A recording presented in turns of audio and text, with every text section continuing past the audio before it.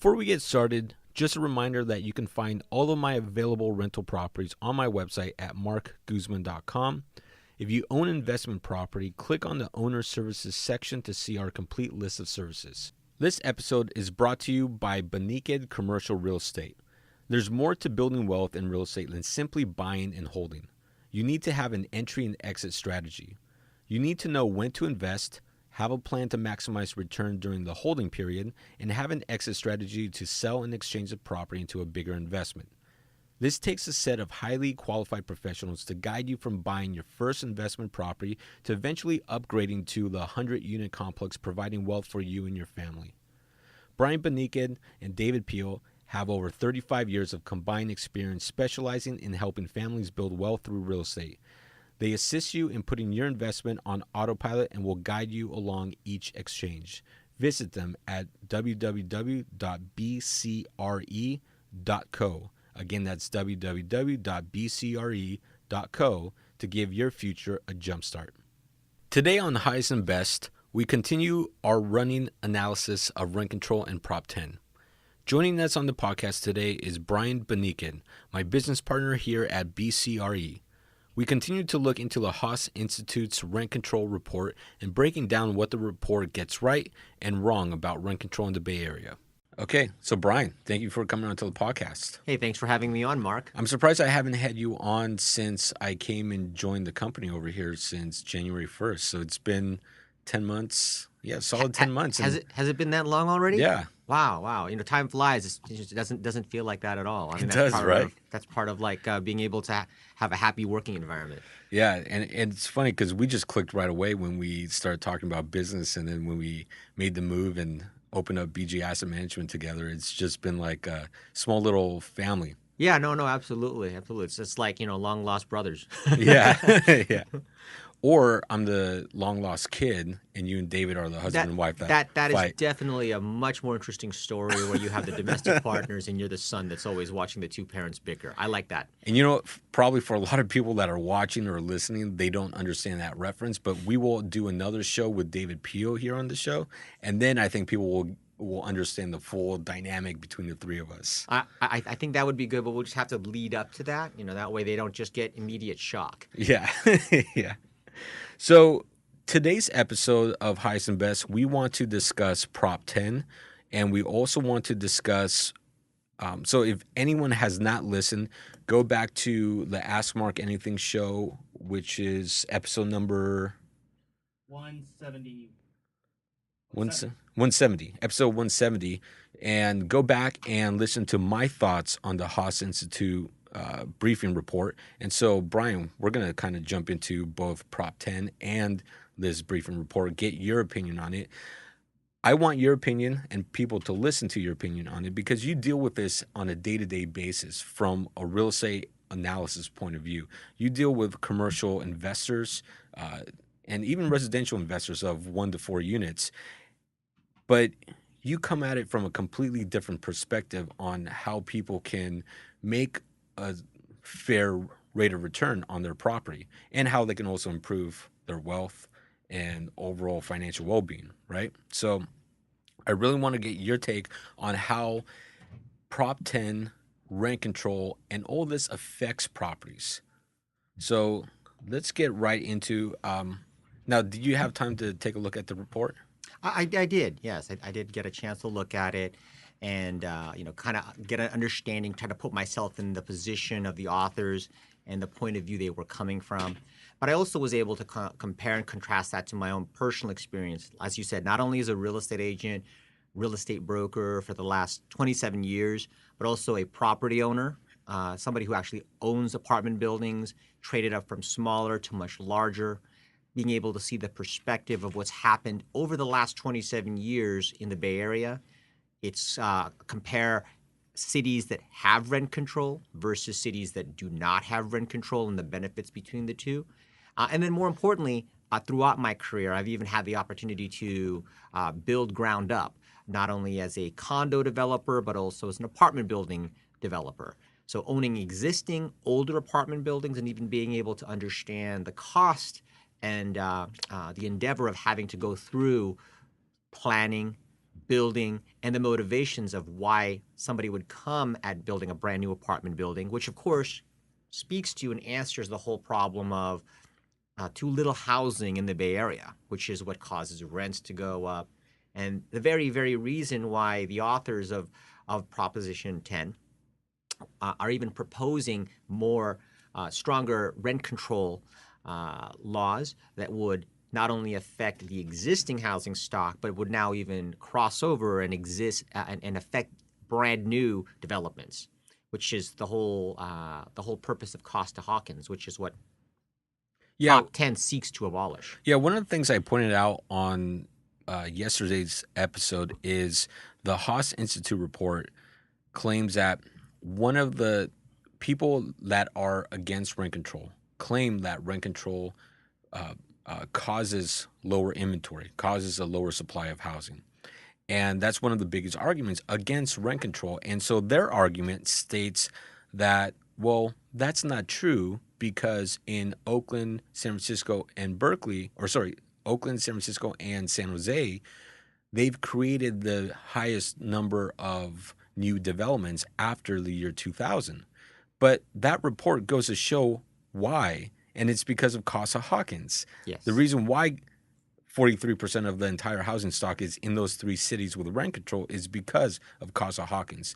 If Prop 10 passes and Costa-Hawkins gets repealed, now rent control applies to all that new construction. So what happens from a developer perspective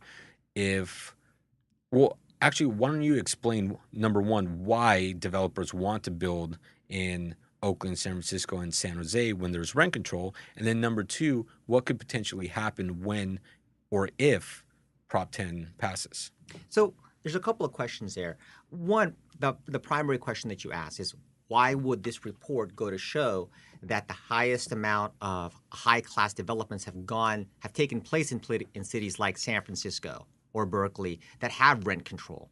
And the primary reason, as you pointed out, behind that is because of the existing laws regarding rent control, specifically Costa-Hawkins, meaning it does not affect new buildings or buildings built after 1984. So a couple of things that rent control, to kind of go back to the whole idea of rent control, most of it evolved and started in cities that were first-tier cities where there was a lot of jobs moving in and therefore greater population, and the rents were beginning to skyrocket. And so when they imposed the rent control, originally designed to help the renters be able to stay there and not be forced out by the landlord just looking to raise rents, it also stopped. It also stopped new people moving in. Well, let me back up a bit. What it did encourage was that new developers could build brand new construction in areas where they could charge higher rent, because these were the very areas that the jobs were taking place in. San Francisco, Oakland, Berkeley. Could we start over on that last part? I kind of tripped up on my thing. Yeah. We're not. We get to edit that stuff out, right? No. We're live right now. Oh, are we live? Yeah. Oh, okay. The mistakes are permanent now. Okay. So the permanent. So going back to the question, why new development has been encouraged in areas that have rent control, because those new developments wouldn't be affected by the rent control because they were built after 1984. And it just so happens that those newer developments also appeal to the audience of people or demographics of people who are coming in to those cities because of the higher paying jobs, which was the whole reason why rents were beginning to go up. What this current Proposition 10 seeks to do is abolish that so that new developments or anything that was built after 1984, including houses or condos, would also be affected by rent control. And in fact, the cities themselves would have the right to dictate to a developer how much rent they could charge, or even decrease the rent if they wanted to, as we've seen in some cities, like in Richmond, where the rent control actually allowed the rent to be retracted 2 years back to when the rent control was first imposed, because people were raising rents in anticipation of the rent control that was coming. And so this would stop development, because from a developer standpoint, somebody who's looking in to decide, well, hey, is it worth it as a business proposition for me to build in a specific area? We're going to do a very, very precise calculation based on the acquisition of the land, our soft cost, our hard cost to build it, and how much income we could generate to determine if it's actually worth our while. Now, aside from just the developer standpoint and the capitalistic point of view of developing and building brand new apartments, which, by the way, answers the question of the housing shortage, the current rent control, as it stands, forces us as developers to work within the city's different guidelines, TDMs, like traffic demand management. So we're not just building willy-nilly without any concern for the infrastructure or the roads. So we have to contribute cost as part of our development cost to that. But more importantly, we also have to address questions about inclusionary zones. So as a developer, if I am going to build a certain number of units, different cities may allow me the permission to build more units depending upon the percentage that I allow for inclusionary, or addressing the need for very low income, medium income, and how many of my existing units have to be, or what percentage of my existing units have to accommodate those different classes before I'm allowed to go into market rent, which is what I'm really looking to do, is be able to have the motivation to go through all of these hard and soft costs and the time it takes to get city approvals or entitlements. Now, a sample, of these, or another name to call these would be below market rent units, right? BMRs. BMRs, yes. The more common term for that would be BMRs, yes. And now this exercise of determining how many units have to be below market rate or inclusionary not only goes into new building for rental purposes, but new building for selling purposes. It also addresses the need for home ownership as well. Whereas if now suddenly as a developer, I have to make all of them inclusionary, and then I have to take into consideration the increasing cost of just payroll, the increasing cost of taxes or property taxes, the increasing cost of materials and building, then what I would then find myself in is a position where I'm really building at a cost where the moment that thing is built, I'm immediately losing money. So, of course, from a developer standpoint, without going through all of the crazy math that we go through to make a determination whether it's even worth our while to tie a property up or buy the land, let alone hire an architect, it almost stops development in its tracks, or at least the motivation for therefore. And because of this, it would probably slow down not only the amount of new rental housing market units going into the area, it would just create more of a demand, especially with more of a population wanting to move into California, which has been the historical outlook of California. You have a greater population moving in. A lot of people will refer to it as gentrification, because California, with all of its various types of jobs in the biotech, the high tech, the financial realms, it attracts higher income paying or higher income earning buyers and renters. Now, I can compare and contrast that to some of my apartment buildings that I might own in other parts of the country, like the Midwest, like Arkansas or Tennessee, where you have a very, very low amount of appreciation. They don't actually have rent control, but the job market and the quality of life is just not the same. So you have a very low appreciation rate, a very low increase of rental income. In case in point, I purchased an 86-unit apartment building 17 years ago for $1.9 million in Tennessee. $1.9 million? $1,900,000 for 86 units. I still own it today. It was 86 two-bedroom, two-story, 2.5 bath townhomes, right? Beautiful, brick. And I remember when I first bought it for $1.9 million, my rents were $450 a month. Now, 17 years later, the property is probably valued at $2.2 million. Okay, very, very low appreciation. And my rents have gone from $450 to maybe $525. In fact, I still have some tenants that are living there 17 years later paying $490. Right? Now, from my perspective, at the time that I bought it, it gave me just enough of a return and a write-off in order for it to be worth my while. It produced proper cash flow. However, in those particular states, my property taxes weren't increasing as much as, say, in California, and the cost of living was much lower. So, for example, to take that type of mentality and impose it here in California would have to mean that we need to slow down the cost of just payroll, for example. Entire economy. Yeah, the entire economy. We can't keep increasing taxes. Our infrastructure has to go down. I mean, at the same time, for example, I remember back in 1994 when I graduated with a biology degree and went to go to work for $15 an hour. I thought I was in heaven when I made $60,000 a year. Now, of course, the cost of living back then was dramatically less than the cost of living now in 2018.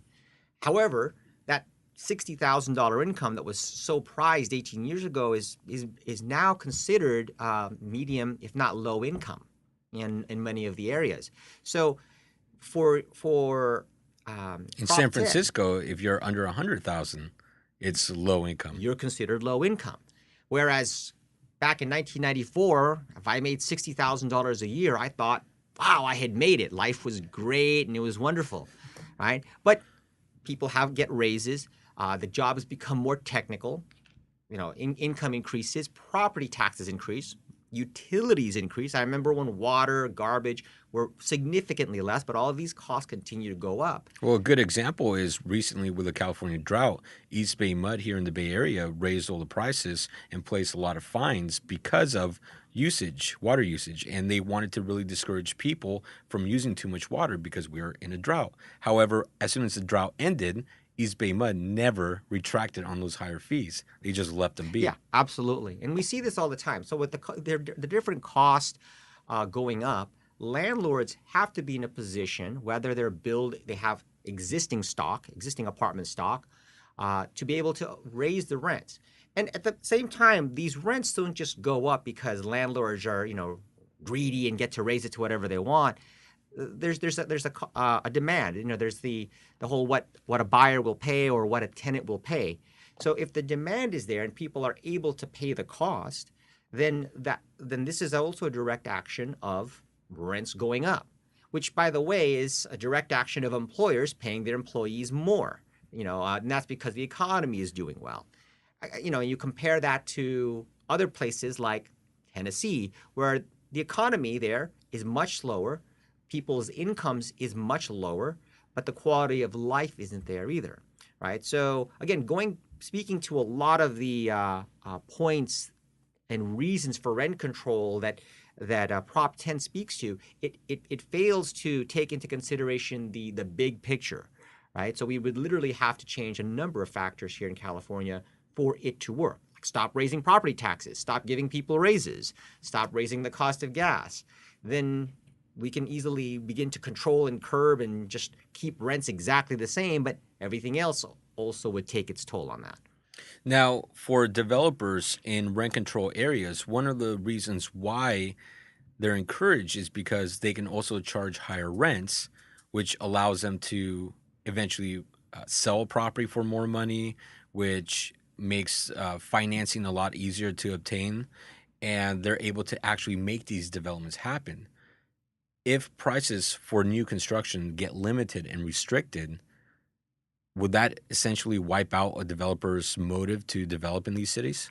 Yes, absolutely. And that's what I was speaking to earlier, is that usually in areas with high rent control, because the housing stock is so low, people will pay more for rent because there's very little motivation for tenants to move because they're able to, keep this very, very low rent. So the housing stock is decreased. But at the same time, as I mentioned earlier, it just so happens that the majority of those cities that have rent control are the very tier 1 cities that have the best high-paying jobs. So that's why people coming in with a higher-paying job are willing to pay more for rent. So a developer can run that simple calculation and go, if I can rent this existing stock for this at market rent versus me building it and getting a little bit more, can I get a specific return on my money?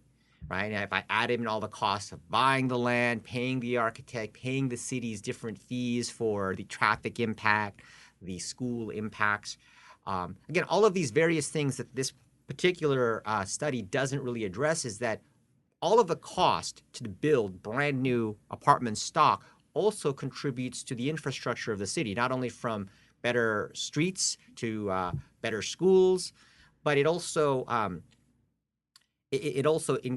increases the amount of units that can be rented. In fact, the main primary reason why in those cities the rents become higher and higher and make it easier for people to want to build there is because of the rent control. It's more difficult to build in those cities because of all the different hoops we have to go through, so that the existing brand new apartment stock that's actually built there still isn't enough.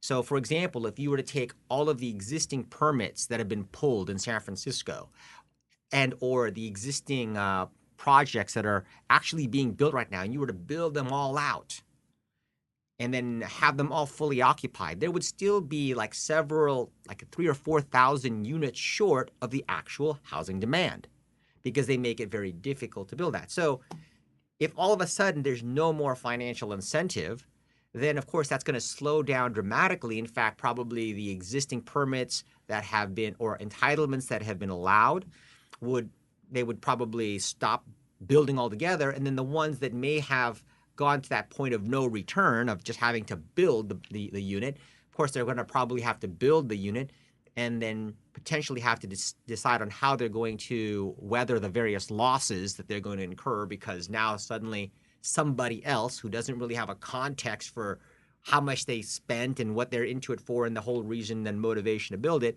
is now going to have the right to dictate to them what they can rent those units for. And one of the problems in many of these cities is not just the city government alone. It's also the NIMBYs, the not in my backyard, the people that get together and will ban against a project, even though the project is approved by the city or falls within the city's guidelines. They will band together to prevent a project. Or CEQA is another big issue that developers have to face, where someone can anonymously sue a project and tie up a project in legal action in litigation for 2 years. No, absolutely. In fact, I mean that's a whole nother video Discussion, blog and yeah. discussion all on its own. Right now, we're just kind of addressing is Prop 10 actually good for California? Is it actually going to does this better or stronger rent control laws actually help a renter? Not to, what you just brought up brings into consideration a whole bunch of other reasons that are barriers to entry for a developer, right? So like I had mentioned earlier, like the various traffic demand management or TDMs that we have to go through, or inclusionary or below market rate hoops we have to handle. Not to mention they're going to be increasing the various types of construction demands, so that new construction must have solar or other more energy efficient means, all of which cost money. So you're not only building but being required to build a costlier, however, more environmentally friendly and environmentally sound building, which of course costs money. And you have to go through all of these other hoops, as you mentioned, CEQA, NIMBYs, people protesting against a development. So as a developer, what we're faced many times with is, one, we're building because we have a financial motivation to. But we're also building because there's a demand. And that demand are the various tenants saying there's not enough housing. Right? Well, why create plastic cups? It's because there's a demand for plastic cups. Demand for plastic cups. And so you go and you try to answer this demand, but as you pointed out, sometimes the neighborhood will stand up against it and say that, oh, it's a greedy developer. Why is he building more apartment units? Well, he's building more apartment units because there's a demand, which is the very reason why your rents are going up, but you're not affected because you might have rent control. So it's a no-win situation. Now, because of the existing rent control laws, namely Costa-Hawkins, which gives that financial motivation to be able to build new because it's not restricted by rent control, which Prop 10 would now seek to do. It would now seek to be able to put rent control restrictions on new stock.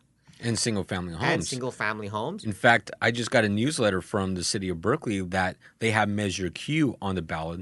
Measure Q would, if Measure Q passes, it only goes into effect if Prop 10 passes. Yes. And Measure Q expands rent control back to single family homes, condos, and it makes a modification to one of their old amendments or measurements from years ago because the city of Berkeley tried already in the past to expand rent control to single family homes. Costa-Hawkins came in, eliminated that entirely. And so Measure Q would be a modification to that original measurement in case Prop 10 passes. Well, you touched on a very important factor here. So, a lot of people who are looking at this current bill, that what they are saying is it doesn't pass statewide rent control, and that's true. It doesn't. What it does is it empowers the various cities, as you pointed out, to be able to increase or make stronger the current rent control laws if they're already there, or make it easier to create rent control in that city if it doesn't already exist. And so Measure Q, as you pointed out, which is going to pass if it's contingent upon Proposition 10 passing, does exactly that. It takes rent control laws that are already harsh in Berkeley from a landlord's perspective or a developer's perspective, yet despite this, there's still a financial incentive to build new in Berkeley, and it makes it even stronger. So it would almost be that straw that breaks the camel's back, so to speak. It would, unless there's some additional types of incentives or angles, amidst all of the various hoops that somebody already has to go through. You have the financial incentives that you have to overcome, the inclusionary or below market rate issues that you have to overcome. You have to overcome the possibility of your neighbors coming at you and stopping a project after you're into it, several thousand or several hundred thousands of dollars already. Then now Measure Q would only make that power even stronger. In fact, speaking specifically to Berkeley, I recall very clearly when I had a project there on University and the various hoops that I had to go through with my neighbors, all of which had the right to make various changes to a project that I was paying for, such as but not limited to the color that it would be, and hey, I'd like you to move this particular parapet from here to here, all of which costs additional money when you have to go through with your architect, right? So again, I'm just giving you an idea of the various hoops that you have to go through just to get a project approved for what it's going to look like. And so when you make those when you take away almost all of the incentives, it just makes it completely not worthwhile to really build, right? Unless some other issues or unless some other incentives may come along, of which I don't really see any. Yeah, and another issue with Prop 10 is just the simple fear that it may pass. I have a client that they sold their house in Pinole. They moved up to Sacramento. They lived in Sacramento for about a year and a half. Not a big fan of Sacramento, so they want to move back. But they own their house up there. They decided, well, what if we just rent out the property in Sacramento and move back down to the Bay Area? And that's what they wanted to do. Well, they contacted me, consulted with me, and I had to explain to them that Sacramento at the time when I had the conversation with them had rent control on the ballot. And there's also Prop 10 on the ballot. If rent control passes in Sacramento, Prop 10 also passes and gets rid of Costa-Hawkins, then rent control would fall most likely on their single-family home. Yes. And they had to understand the consequences of, okay, if you rent it out now in July of 2018, you have to understand the possible consequences or what you may have to deal with down the road as a landlord in Sacramento. And after some thought, they decided, you know what, we're going to keep the property vacant and move back down to the Bay Area. And that's literally what they did. And that's another property that could have been on the housing supply market that was removed simply out of fear. And they're kind of just waiting to see what happens. Now, my understanding is that Sacramento removed rent control off the ballot, but it's going on to the 2020 ballot. So there's still talk about rent control in Sacramento, but it's been essentially delayed. So I guess that's a little bit better for them, and they could rent it out maybe for a year and a half. But again, come 2020, they have that fear, especially if Prop 10 passes. Now, if Prop 10 doesn't pass, their single-family home would be exempt from rent control if it passes in Sacramento. Right, no, absolutely. In fact, you bring up a couple of good points with rent control, specifically your client owning a single family home. So a lot of the times, rent control or harsher or stronger rent control laws are typically targeted at the greedy real estate developer, people like myself, who they think, oh, you make too much money, and the whole reason why you're building something brand new is to just all for money, right? And although that is a primary factor, the amount of return versus our risk is not some disproportionate amount, right? It's not some like home run every single time. There's definitely things we have to take into consideration. But what these different harsher rent control laws really don't take into consideration is that it doesn't affect very, very rich or greedy real estate developers. A lot of the times it actually affects single family homeowners or apartment owners. I know, for example, in Richmond, when rent control was imposed in Richmond, one of the big cases that came out was that there was a 70-year-old lady who owned a triplex and lived in the triplex, and she was evicting a tenant that lived in the triplex with her.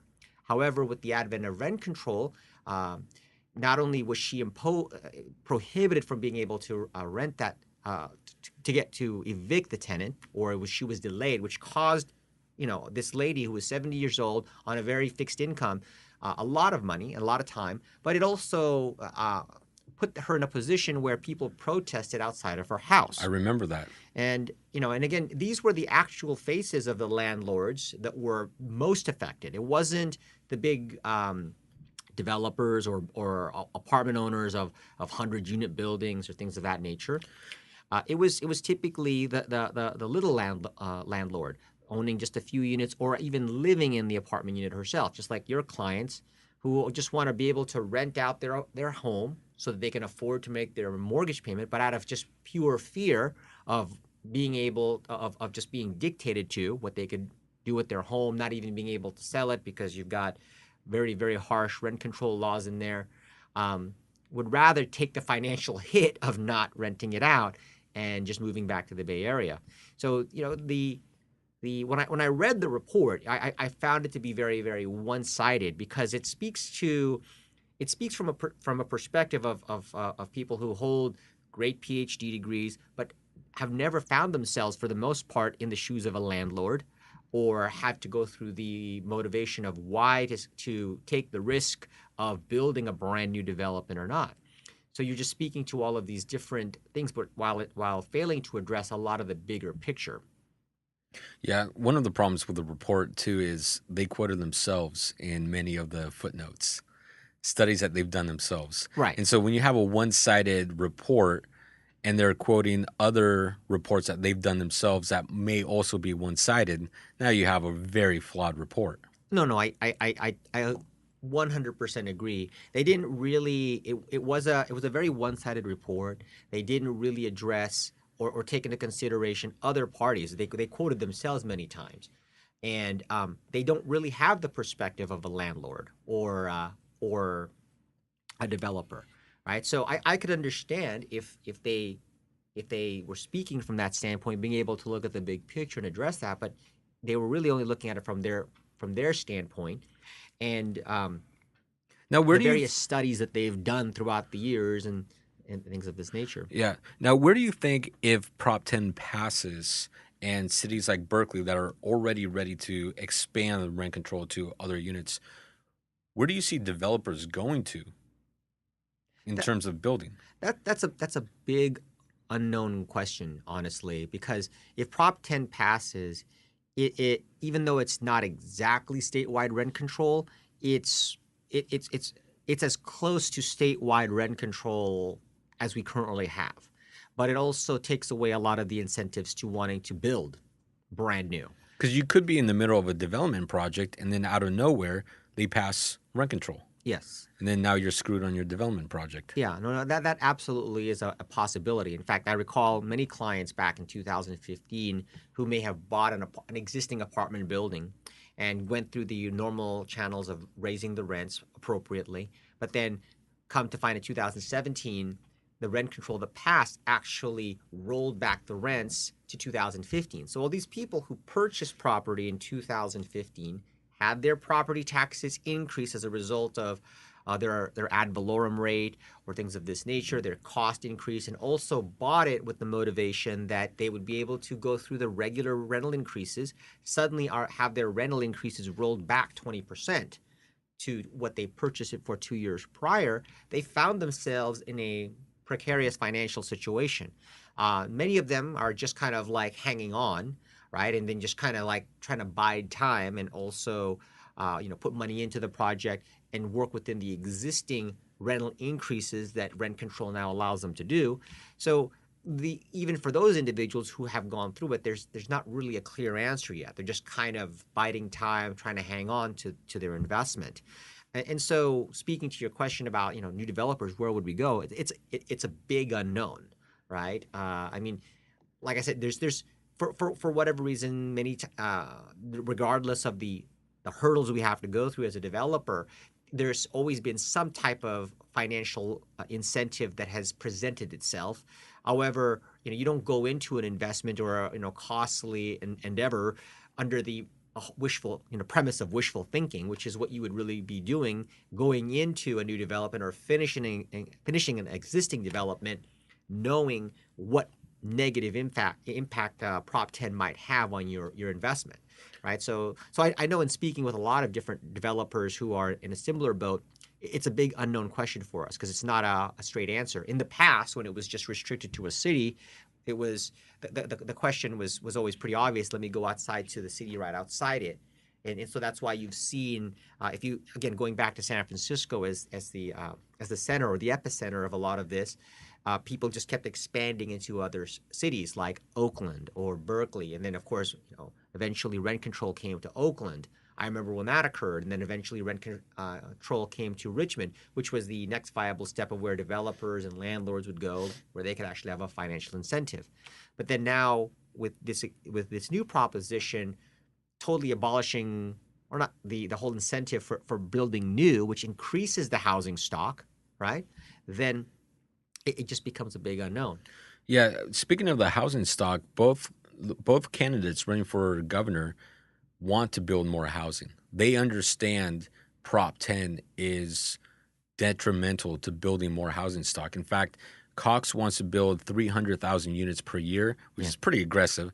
Gavin Newsom wants to build 500,000 units per year. But it all comes down to development. I mean, the reason why prices are so high and why we have an affordability problem, and I keep going back to this, is it's simple supply and demand. Yes. You have high demand, low inventory, or low supply, you're going to have prices go up. And that's the biggest cause. And to fix that, you simply have to increase supply, not place restrictions, artificial restrictions that can greatly affect the market down the road in many ways that we can't. It's very hard to foresee what could potentially happen or how the markets get affected down the road.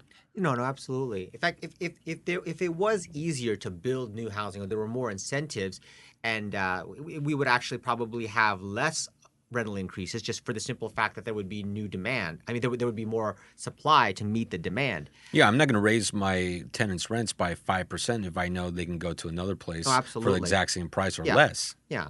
In areas where you have no rent control and you have the ability to build, more housing stock relatively easy, like in places like Texas or Arkansas, you have exactly that. They don't have rent control, and yet there's the rents are pretty steady, and they decrease very, very, they increase very, very little over time, just from my own personal experience. And that's because the supply is always there to meet the demand, or as close to it as possible. It's a lot easier to build, the cost is a lot cheaper, and all of these various factors, right? The big issue is, of course, the quality of life, and then the other issue is that the kinds of jobs and high-paying jobs that those other areas can afford. So the only other place that I can think of is maybe like places in Texas like Dallas or not Houston, but there's other places in Texas where there's relatively a good job supply, but because they don't have these other restrictions of rent control, and plus they also have land that they can keep building out, like in places like Texas. I heard in Texas they don't have zoning out there. You could literally build a commercial building right next to a mall right next to an apartment Yes. building. Yeah. It's kind of random. Correct. There's a lot fewer barriers to what you can and cannot do in some of these other states where they have less they have less restrictions. And if you look at them directly, you'll see that they don't have these drastic increases in rent that we have in California, which is in many parts because of rent control.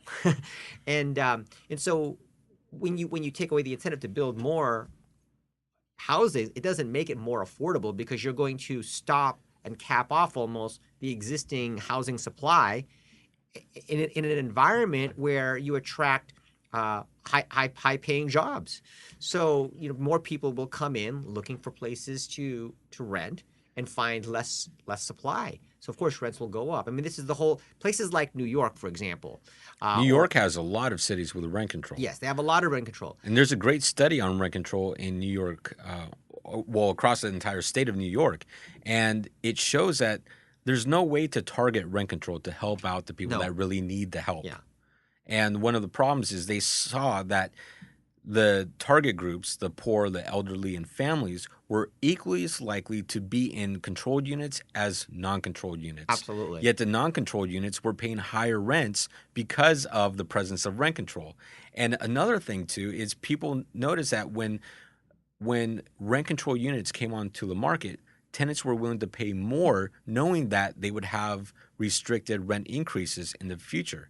Yes. So they were essentially willing to pay more for the apartment now as opposed to over the stretch of time. Well, not only that, but you also have the occurrence of people rooming up, right? I mean, for example, the show Friends, which is very popular for a long time, was based around an apartment complex in New York where a bunch of friends all roomed together because the rent was very expensive.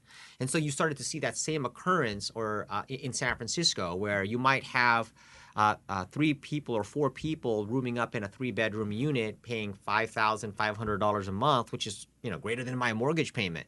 And they can afford to do that and were willing to do that because one, there wasn't any other housing they can go to, and two, it was the only way they could afford this crazy unit price. But also, as you pointed out, they felt some level of comfort, willing to pay more because at least they would have only a 2.87 or 3% rental increase if they took that particular unit. It didn't really help them. So if people are willing to room up and live on top of each other, then that's probably one of the only ways you're going to solve the housing problem, which doesn't really actually solve the housing problem. It just keeps on creating more of a demand, and also decreases the quality of life and things of this nature.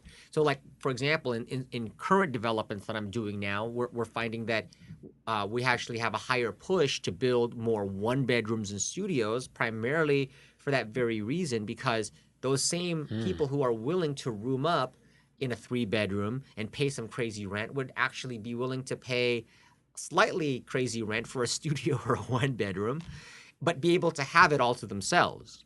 Right, and so this in turn drives up the rent, primarily because people who are in rent control units are occupying a space that can't be recirculated out, and in fact, they don't even have a financial incentive ever to move. Some of the existing rent control laws actually make it financially incentivized for the tenant to be able to rent out the unit or sublease the unit out where they don't have a sublease clause against them, to people who are willing to pay more. So at the expense of the landlord, or Airbnb it, right? So because again, they're controlling this unit for this very low amount at the expense of the landlord, at the expense of the majority of taxpayers, at the expense of all of their other neighbors, and they're able to rent it out to sublease it out to somebody willing to pay more because they're creating this artificial demand by restricting the supply.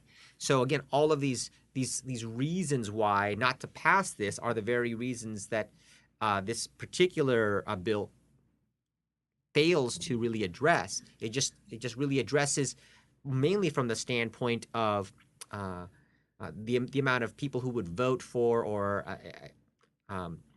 want to be vote in favor of rent control. And again, that's kind of an artificial number because you have a lot more people renting than there are people owning a property. And so it becomes very one-sided view. It doesn't address the whole picture. It doesn't address people who own property It's and a pay great the idea. property And taxes it's a and things great of that idea nature. just thinking about your rent stopping right now and very limited increases. But overall, it's not great for the economy. No, So not absolutely not. yeah. So we're gonna end the podcast on that note there, and I know we can keep going on and on talking about this. We'll have to do a second episode, or better yet, you and I need to start this real estate analysis show that we've been talking about for a while, and that way we can show people exactly what we do from real estate analysis to property management and how it combines into good, healthy investment properties. And we're not talking about owning property, being a slumlord, and not taking care of the property, but we're talking about legitimately being a great landlord and being able to build financial wealth. And so I think that's a podcast that you and I need to get going. So No, absolutely. I'm along for the ride on that one. In fact, being able to educate not only the public and tenants, but more importantly, landlords with the whole reason of why you'd want to invest and be a responsible landlord and be in a position where, as a landlord, not only are you financially incentivized to keep the property up to date, keep everything in working order, and not become a slumlord. Those are actually a better way to educate the population as to the adversities of rent control, but also really to address the whole issue of creating more of a supply. Because the other part of this is that there are a lot of properties that are now blight because of the financial difficulties that the owner of the property may have encountered that caused the property to go downhill, and then found themselves in a negative spiral where they just couldn't get out of. well, I see that happening if Prop 10 passes because Costa-Hawkins also allows for vacancy decontrol. Yes. So if a city comes in and says, okay, your $1,000 a month tenant just left, we understand market's $2,000 a month, but we're going to limit you at $1,200 a month at releasing it. Well, if your only incentive is $200, what are you going to do to fix up that unit for $200 to make a decent return? Many landlords are not going to do anything. No, absolutely. In fact, And it's fine. You're financially incentivizing the person to let the property go downhill and not do anything at all. now, what I think will happen is if you put an apartment on the market for $1,200 a month, there's going to be people that rent it out, but it's going to be up to the tenant in order to go in and maybe update the carpet, do some painting, do some basic cosmetic things for them to kind of feel a little bit more like it's their home. Yeah. And so here you go, passing Prop 10 that gets rid of Costa-Hawkins, that then causes a situation where the tenant themselves are going to get cheap rent, but they're going to have to spend money in cosmetically bringing it into a nicer condition. Again, So financial financially not worthwhile for a tenant to be able to do that. It's in some cases you'll find it, but it's very, very unlikely. yeah. It's like, again, that wishful thinking. Can it happen? Yes, it could happen, but it's just not usually going to happen. And most of that will probably result in lots of lawsuits against landlords for uninhabitability issues and things of that nature. But yeah, Well, just I mean, if all kinds of other habitability issues are taken care of right now as a tenant, you're not guaranteed. What's the legal verbiage? You're not guaranteed a cosmetically pleasing or cosmetically pleasing looking apartment. Yes. Right? You could have messed up paint, but as long as there's no cracks or leaks or anything, Right. guess what? That's legally by California law okay. Yeah. But you're going to see a lot more of that. I think so too. Yeah, I think it's gonna create lots of urban blight and lots of it's not going to be good for the economy and the overall look of California overall, and it's not going to help the renter at all because it's going to decrease the stock, The housing quality of stock, housing. the quality of housing.